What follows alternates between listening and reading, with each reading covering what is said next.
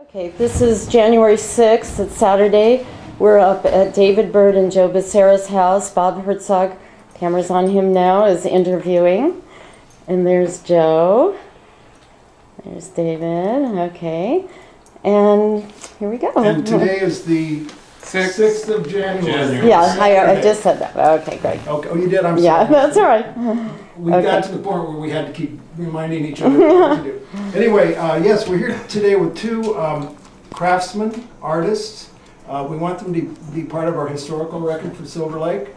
These gentlemen live here together and share this workspace and this beautiful home, which we're going to see more of in a little bit. David and Joe, I'd like to know, first of all, how you guys met.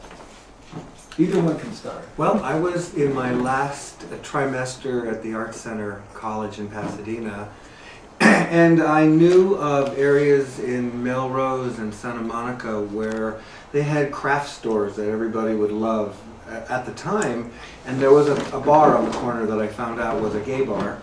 And so one day I went in and ran into David. And about what year was that? That was 82.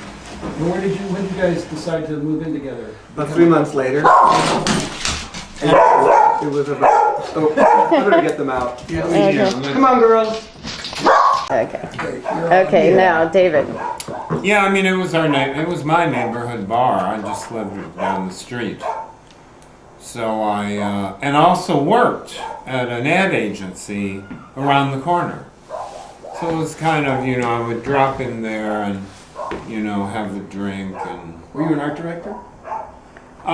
Actually, I was an illustrator at an agency and did some art direction. Yeah. So, What year was that? 82. 82. It was the fall of Yeah. 80, fall of 82. Yeah, it was Walker Advertising, and they had a lot of movie accounts and entertainment accounts, so I worked there, and then I stopped by this bar, and I don't know, I was not looking at anybody, but because I just would go in there just to relax, and I don't know, Joe.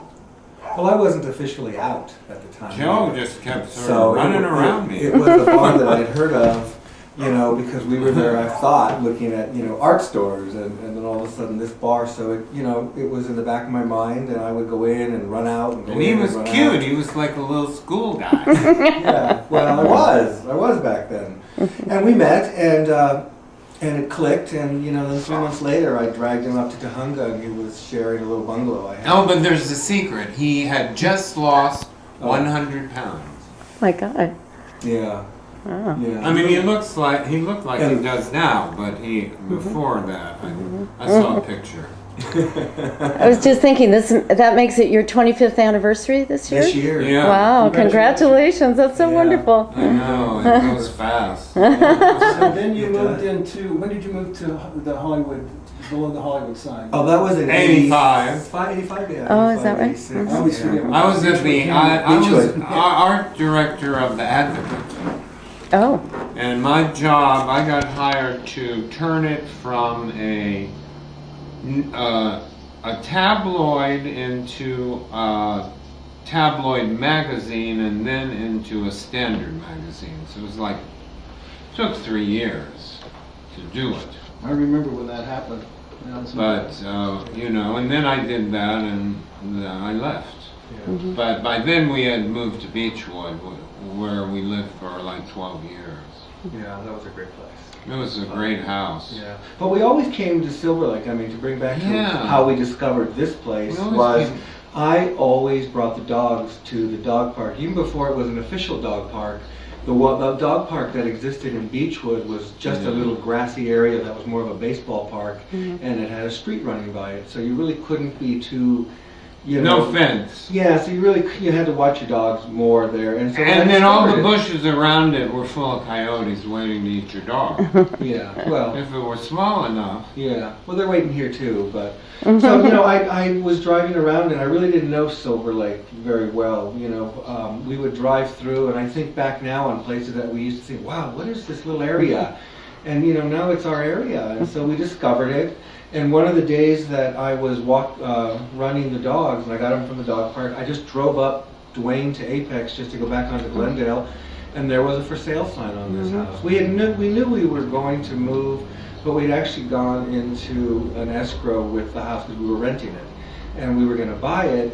And we weren't as happy with the neighborhood. It was getting less family oriented, less funky. All the wonderful, radical, eccentric people that were our neighbors in Beechwood were gone. We had the old commies and left wingers died. We had Mitzi Gator's choreographers, our next door neighbor. And a radical, book owner and a great old California painter who was in his 90s and the first person on the street. And so when it all changed and it got to be more like people serious, from the west side, they were putting fences up where there weren't any. People in the movie business, and they were all kind of snooty. We invited a couple to our parties, and they just thought we were just trailer trash or something. I don't Bohemian. Bohemian. Too bohemian for them. Yeah. No, they were into pretension, and we were about that. And then, so we stopped inviting them, and it got to where, because of the way we were situated on the hill, everything in our yard went up into his house. He felt like, well, you're not inviting me, and you're not, so he started complaining about our dog, and, just becoming malicious with us. And so it was just time to leave, and then we found this sweet little house, and what's the address here? 2121. Yeah. I had that memorized. It's in my notes. Yeah. So now you've been here 10 years. Right. And do you think the neighborhood is changing in the last decade or so? Do you feel anything that's different about it? Yeah. Oh, I think very much so. I listen to people who complain about any kind of gentrification because they think it's getting uppity or that it means that you can't be poor and live here, and then they move farther east. But I think there's a difference between, just getting it too big and too fancy and having to sort of upgrade it to the new generation of people, which includes us. Because we don't want to change the neighborhood, we just want to take care of what's here. And I like that there's a mix of architectural styles. There's a 7,000 square foot house being built around the corner next to a 1,200 square foot house, and they look fine because there's these 80-year-old trees between them that give it a sense of age and history. So no matter what you do, if you're thoughtful, it's beautiful, and it's why we're here. The old Elton's mansion, which you can't really even see anymore, is probably one of the biggest houses in the neighborhood, with all the foliage and all the things growing around it. It just blends in. You see a tower, and this neighborhood reminds us of what Beechwood was when we moved. Yeah. And even though it's changed and it's upgraded and there's been a turnover, it's mostly been generational. But a lot of our neighbors have been here for years and years. We bought the house from someone who'd been here 50 years. We know all our neighbors. So apart from yourselves, do you know any celebrities? Do you have any neighbor celebrities? Well, I don't know. I mean, Brock may be a celebrity, but he's not. He's just known in the art. Yeah, no one. Sort of everybody is sort of known in their own field. Yeah. We have people who are designers and people from Disney, people from back east who do architecture, and I mean, you really the arts community. Yeah, so it's a very interesting mix of blue collar, white collar, and I, as far as we've ever been concerned, as long as people, take pride in what they have, it doesn't matter whether it's fancy or not. What are your favorite landmarks? Besides the fact that you have a wonderful view of downtown. Of Silver Lake? Yeah. Well, the lake is. Yeah. Well, the first was one of the major things. Yeah. The lake makes. I don't know. It really makes this a very special community, and I think people really, they're really protective of it. And I think in Beechwood they didn't have that kind of feeling. Maybe they did. Well, no, it's different though. When you live in a hill community that's so hilly like Beechwood was, you really don't know your neighbors unless you're walking your animals. Because there really isn't any street traffic. There isn't any sidewalk. Yeah, there's nobody walking around. And that made a huge difference. We're here even though there are hills and all that, there's still more of a sense of neighborhood and people do walk around. And I love that. And I love that LA is starting to get a little life in it because I think it's all going to blend out into making downtown into a really wonderful community. Even though I'm sure it's happened out of necessity because of prices and space and all that, but that's great. Well, I think the most dangerous thing for a neighborhood is for it to totally lose its funkiness. There has to be funk for life to flourish. I don't know why I believe that, I just do. Funk as in mulch? Yeah, I mean, it can't all just be perfect, you know.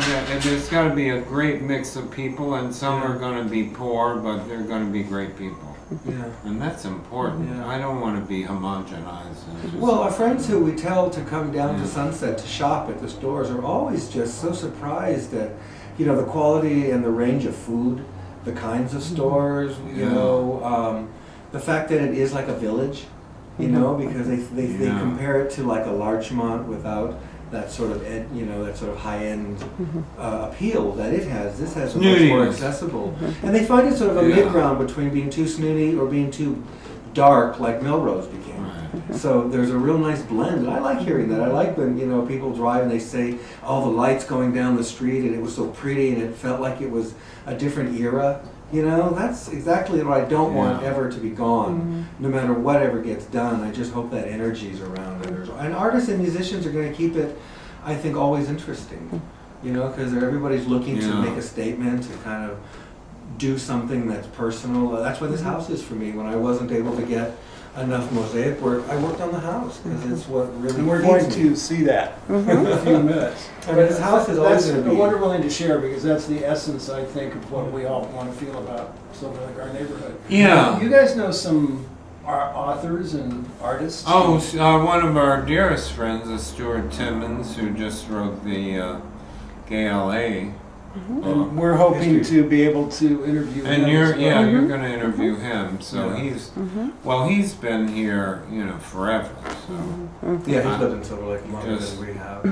I mean, that's how we kind of knew of Silver Lake, Yeah, was through because of Stuart. Stuart. Yeah. And actually, we met Stuart through our friend Dino, who was a very colorful man who lived right on Echo Park Lake. And he was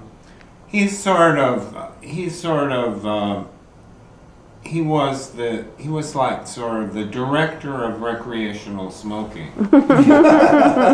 No, he's no longer with us. Yeah. DORS. Right. Yes. And he knew everybody around here. Yeah. And he had this big party. He had a big tea party every year during the Lotus Festival, where all these queens would go up to his apartment, which overlooked the lake, and he would make this huge vat of medicinal tea. And then we would drink the tea and watch the boats, the dragon boats, and the festival, the Lotus Festival. And it would be wonderful. It was like a tradition. And he died. He was died of AIDS. I guess At least 10 years or more. it must be 10 years ago.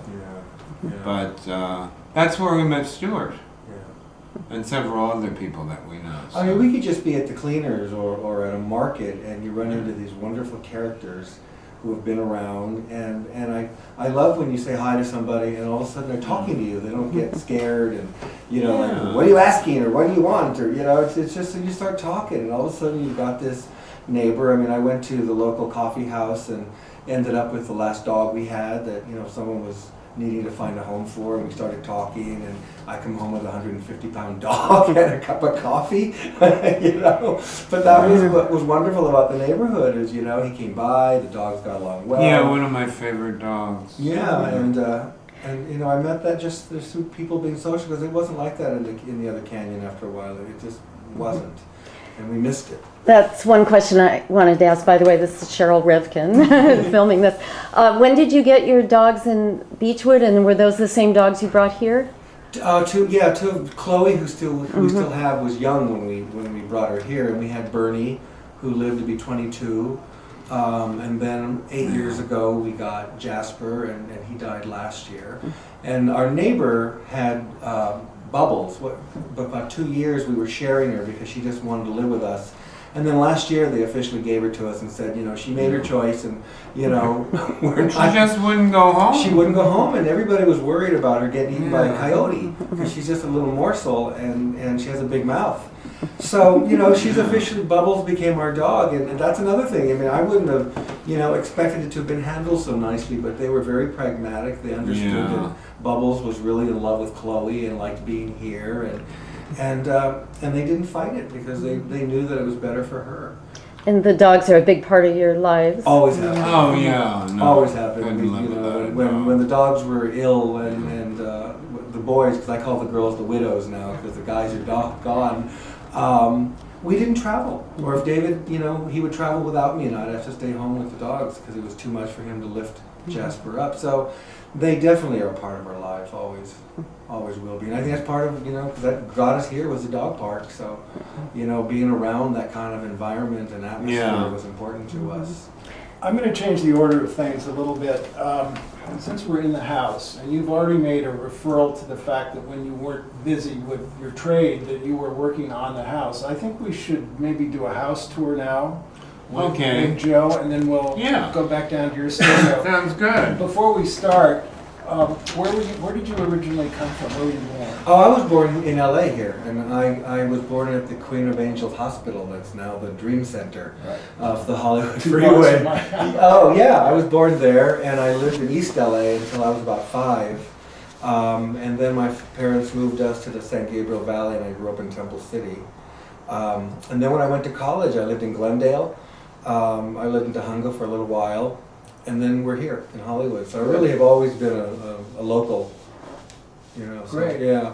All right, it would be nice if Joe gave us a little tour, and we'll talk about that wonderful ceiling. And I definitely want everyone to see your tile work on the great. fireplace and in the kitchen, which is unique and wonderful. And Okay, terrific. just like you. Terrific.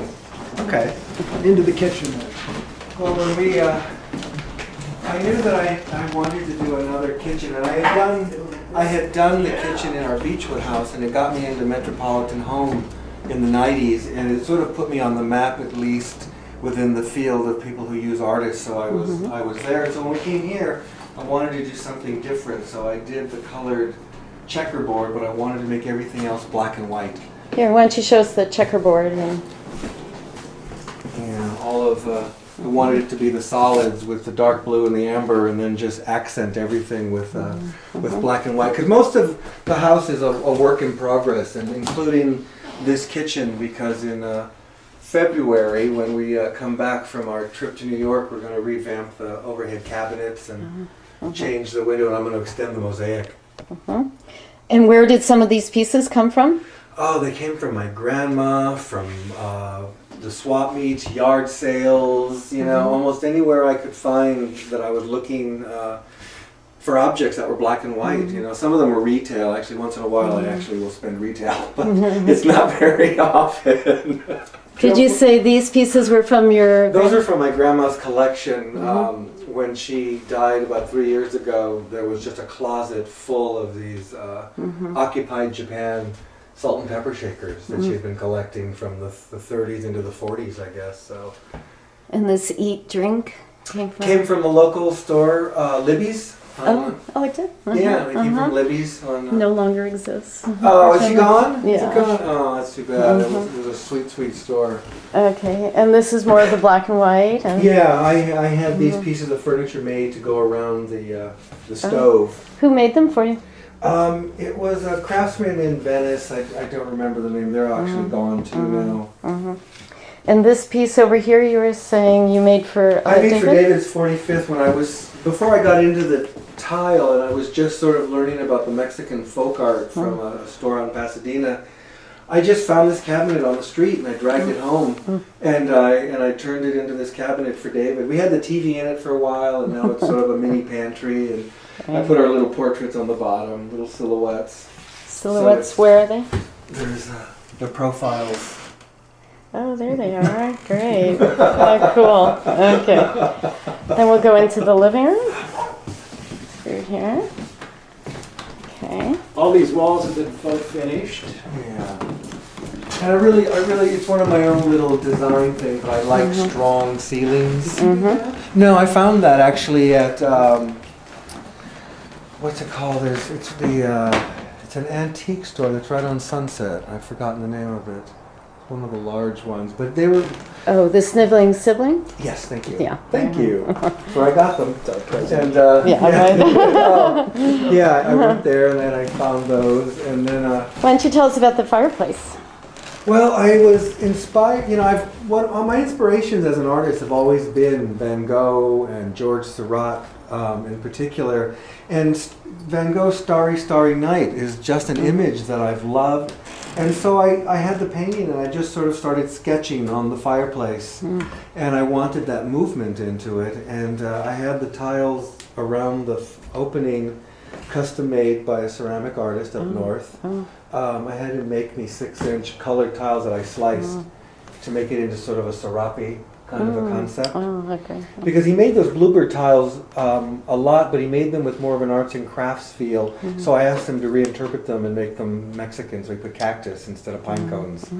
And the birds? And the birds were just something that it's his design, and I loved the bluebird. I just thought it was so pretty. So that's basically the same layout. He just changed the. And are you still working on it? Yeah, actually, this is one of my work in progress because I'm building benches that are going to sit. The black dots that align it are going to be a terracotta bench that's going to be on both sides of it with 5-inch cushions. When I was here the last couple of years ago, you were about half as far as you are now. But the intricacy of this work is just amazing, how detailed it is, and when you get up on it, how much fun.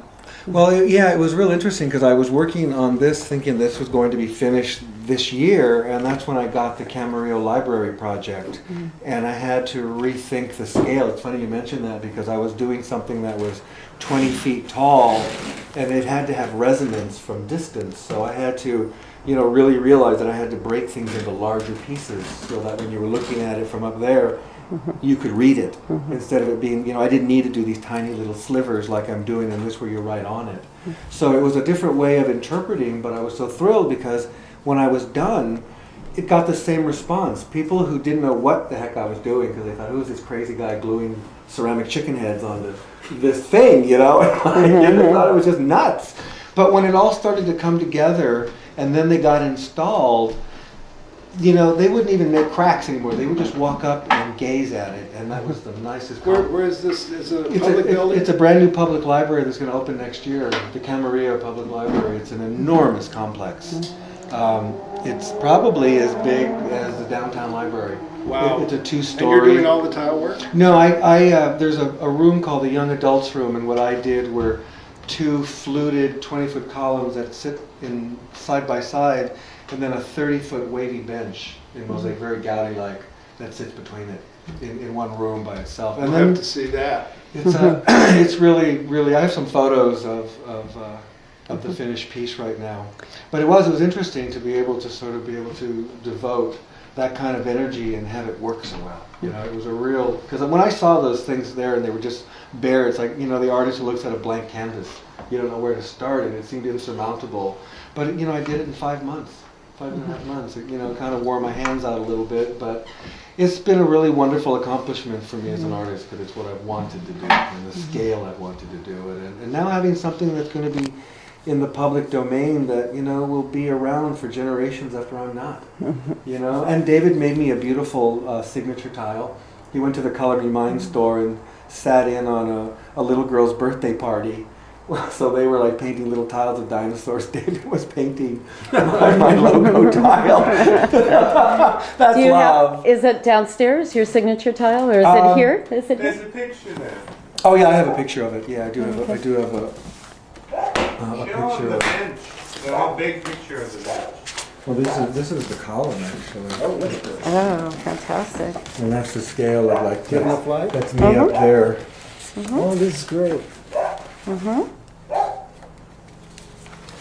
It is Gaudi.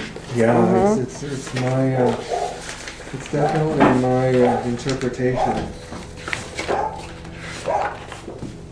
This is when they're installing it.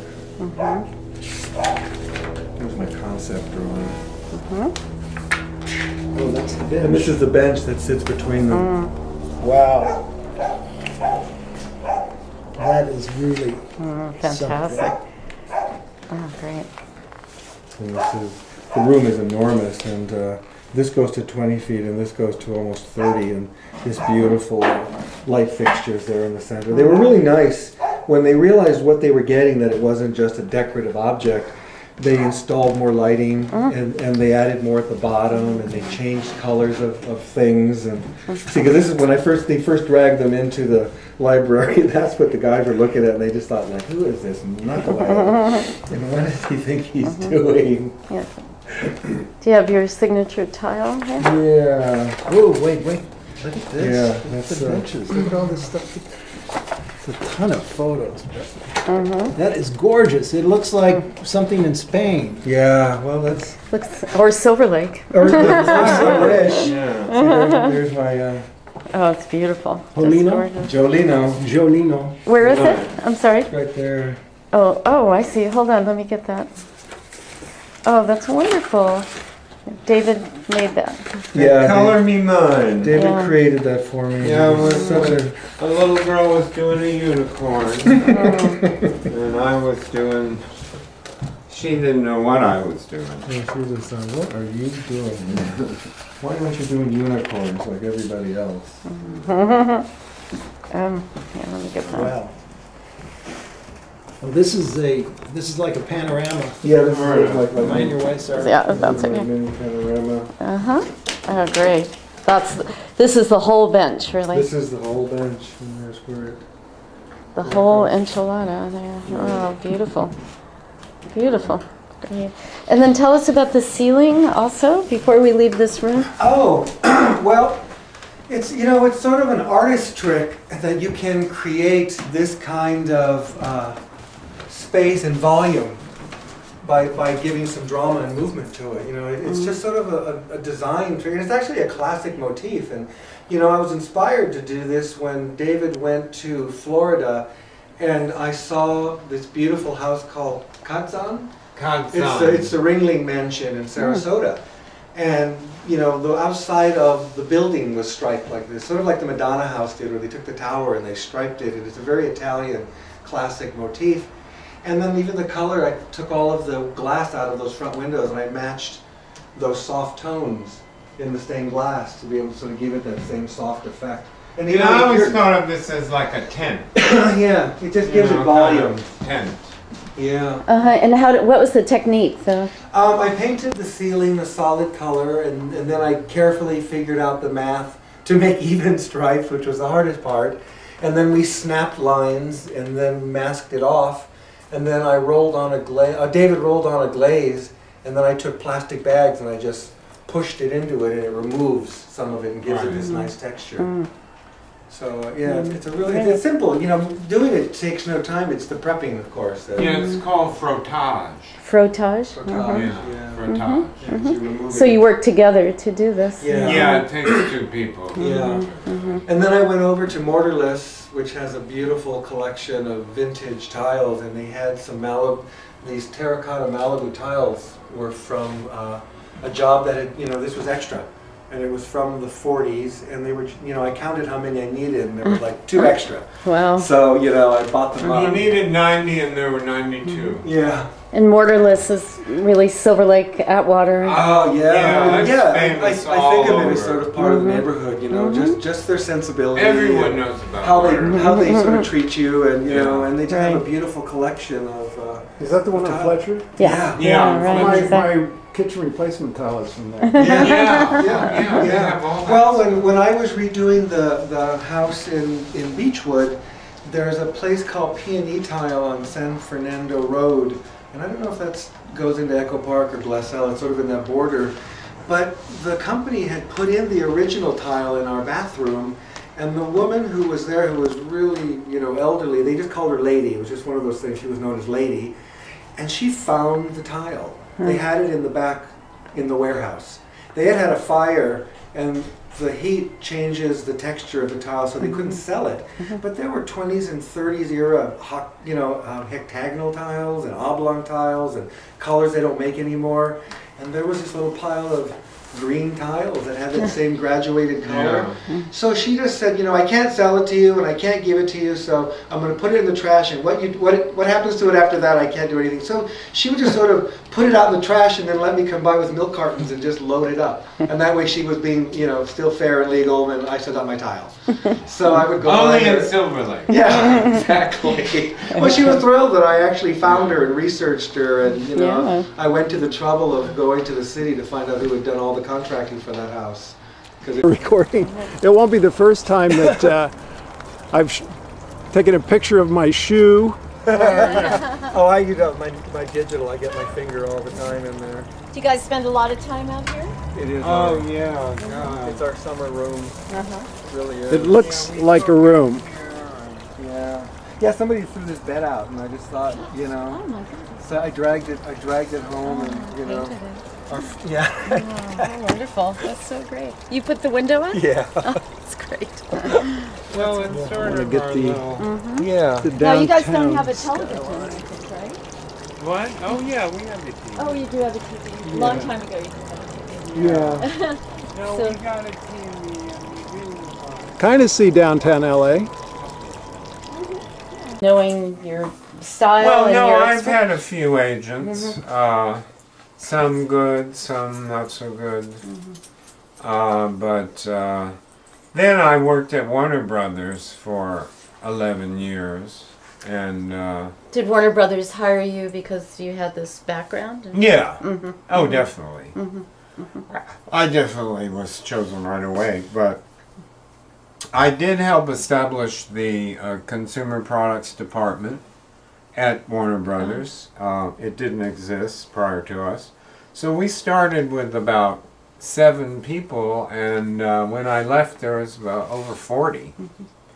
So it grew to a big thing. And why did you personally make the transition from being sort of a freelance artist to working for a studio? Like Well, basically, I wanted to make some money. I mean, freelance is really tough, and you know, you wait and wait to be paid, and you know, it's just you're always juggling and calling people, and no benefits. no benefits. You're trying to get, you're making these ridiculous deadlines, and in those days, you had to FedEx everything. So if I had a Monday deadline at TV Guide, I would have to send it Friday. I couldn't, you know, so it got to be almost too much. Then he'd have to send it back for correction. You know, now... Plus the market is so cyclical. Yeah. You know, I mean, being an artist, sometimes Yeah. you're in and sometimes you're out just because they're deciding on photography this year. So, you know, Yeah. it was just changing the market, and also like a transition. And David became very popular again because he's so good at the computer. He just has an instinct for it. So it's just another tool he was able to use and Yeah, be now- faster. yeah. And be faster. To be able to get, you know, now he's saying Fast. like if it's due Oh, Monday, yeah. he could send it on Monday. All kinds of tedious things are much easier on the... When I take it into the computer, I have a big scanner, and I do all the art part in the computer because, you know, you have you have a pad here, and you have this, and you just draw.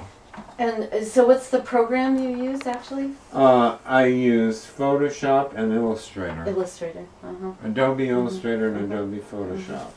So was And- there an epiphany where you went from, it went to the computer, I would say, you know? Well, I sort of knew it was new. We got right one of the first ones. You were- Well, I was at CBS at the time. Yeah, And, yeah, and, he and, was. and computers came in around '89 into that shop, even though they were these tiny little SE or SI things that you know you really even couldn't do much work on. We were forced to learn the computer or lose our jobs because Yeah. we were given technicians for 6 months, and you had to learn it in 6 months or you were gone. But you weren't really resistant. It sounds like it was, No. it was No. a leg up to your Oh, work. it was, Yeah. it was a Yeah. huge boost because we Yeah. also got better deals on first equipment. Even though we think about, my God, spending $3,000 for a black and white laser printer, and now they're a few pennies. Yeah. You think about how it all changed. It's just. And also. And you can send stuff over the Yeah. internet. Yeah. I But don't that was have actually to- the end of my doing most Yeah. of the illustration that I was doing, Right. because I don't have an affinity Oh. like David does. I can do certain things if I need to do certain things, and I do my promos and web Yeah. stuff, but I'm not an artist in that way, so it just sort of ended what I wasn't interested. Yeah, I mean, my first recollection of you was Mattel, really, and Yeah. doing figures, Yeah, which painting. was not computer work. No, right? not at all. Uh-huh. That's why I was so good at that. I built models for them, prototype dollhouses, Mhm, and that's mhm. what I still do for them, seasonal. Oh, you Yeah. I still do? yeah. Oh, great. I keep my contract because it's a good Uh-huh. chunk Yeah. of work that goes 2 or 3 months, and then it's over. So I've kept it, but that's what sort of drove me into really focusing on my mosaic work, because it's what I really loved, and I couldn't get around it. I had to keep doing it, whether I was just selling them in craft stores, which is what I originally did. I just took them around to places, and a really good friend of ours was co-owners of a place called New Stone Age over in West LA. She was the first one to say, bring your stuff and let's see what happens. And I was starting to sell it, and I was learning, and Yeah. and that's when the whole kitchen project happened, and I got in that magazine. And so then it sort of drove me into always doing it, even if I had to make money doing other things. But I don't know of any artist that doesn't either teach or do something in order to be a painter or whatever else. It's very few of us. Buy the house and pay the mortgage. Yeah, Yeah. There was exactly. Mattel and CBS for you, and Warner Yeah. Brothers for you. Yeah. Exactly. Right. And we were lucky that we did things Yeah. we still enjoyed, because I do enjoy the toys. Doing little master model paintings of dolls, and it was fun when David was at Warner Brothers, because I was on the pitch for Harry Potter that was being done by Mattel. Yeah.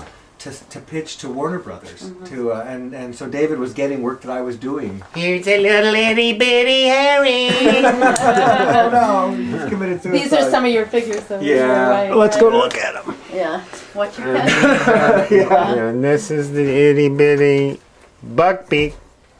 Uh-huh. And this is who pays the And bill. that's Polly. Polly. Oh, Polly Pocket. That's my account. Oh my God. Polly Yeah. Pocket. That's the last thing I Yeah. just finished for them. See all Several these? Goddaughters. These who- are sketches they give us, and I had to make that. Polly from the Pocket sketch. girls, right. Uh-huh. Yeah. So, Really great. Yeah. So I'm lucky, because a lot of people do jobs they don't like in order to make a little money, and I just feel lucky that I found something that I'm good at. We're going to have to wrap this, gentlemen. Okay. We're down to our last 4 minutes, I believe, if this is not lying. But anyway, I want to thank you both. well, For- thank you. A very, yeah. very interesting interview and afternoon as it is. And we might have to do a part 2, Cheryl. Yeah, right. I guess, that might be a little late to do this, but I just wondered if both of you have a little to say about the AIDS epidemic, the AIDS community, and how you related to it as artists. And Well, yeah, Joe was a buddy with APLA. And, I was afraid. I was really afraid, because there was so much misinformation, and the only way I knew I was going to get over being afraid was to throw myself into it. So I joined APLA, and I became a buddy for about 3 years, and I was volunteer. We still do volunteer work, but it was just sort of staying true to what we felt was fact, and not getting caught up in all the drama, so that we could help people. Because I know there's this wave of young people that are just crazed and don't pay attention, and it really makes me sad that there's this complacency, but I still think there's a lot of people out there pushing and being smart and doing what has to be done. So And you both lost friends, I'm sure. Oh, many, and many. that really Oh, affected gosh, you. yeah, major Yeah. friends. and we had a big Yeah. gap, and actually we just lost a friend a Yeah. couple of months ago, and it was like the first friend in a long time that Yeah. was an AIDS-related death. Because all of our friends who were positive have been really healthy for 10, 20 years. So you sort of get a sense that Yeah. nothing's going to go wrong, but all of a sudden it catches up and their bodies get tired. Yeah, and I've been doing these stage posters now over 10 years, so And you do those for free. You just Yeah, volunteer.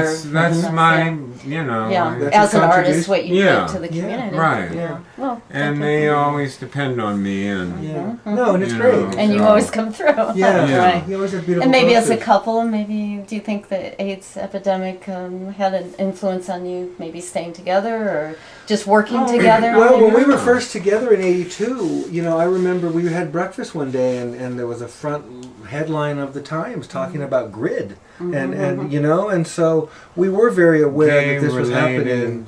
you know, Immune disorder. immune Yeah. disorder. And you know, so that's when all the confusion happened, and that's Yeah. and we were together, and I don't know that there was ever a time we would have thought we weren't going to be together anyway. But we also just realized how lucky we were that Yeah. you know we were so committed to each other, and that our relationship has grown over the 25 years. It's Yeah. never gotten stale, and everything just keeps evolving. You know. And you weren't separated by AIDS then, right? No. No. Yeah. No. Other people probably were. Yes. Oh yeah, no, we're very So blessed, and we know yeah. it, and that's why we have to always give a little back. Yeah. Well, thanks for that. Oh Okay. yeah. Thanks to you both. Okay. Yes, we feel very lucky to be part of. Including our boo-boos. We're so glad you're Yeah. in Silver Lake. Oh, we are too. We're very lucky. It's a beautiful place, and This all is of my all of our home. friends who have moved and keep telling us we should move away say, "Oh no, you're our LA connection because you've made it work." You That's the know? way I feel. Yeah. Yeah. No, this is where I'll Yeah. say goodbye.